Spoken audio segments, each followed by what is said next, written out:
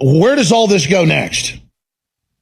Yeah, well, the obvious reality is, what I'm calling for on the last slide is for the drug vaccines to stop immediately until the FDA and every other, and Health and Human Services and anybody else involved can, one, explain the desaturation effect of these vaccines on the blood.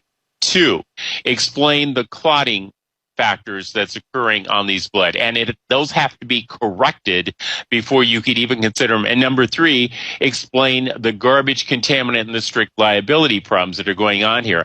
And as I said in that last slide, don't take my word for it. Anybody out there who's able to carry out this research should be carrying it out. Mike Adams and I spoke yesterday. He and I are going to work on carrying out further studies in his lab in Austin.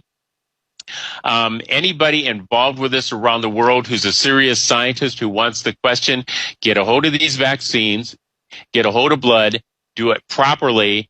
Let's start flooding the world with the information that people need to see, because these vaccines, effective immediately, should no longer be injected into a human being until all of this can be resolved.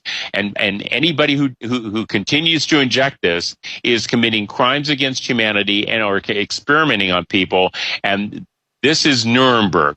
You're right. This is Dr. Mengele Part 2. We'll be right back. This is History, folks.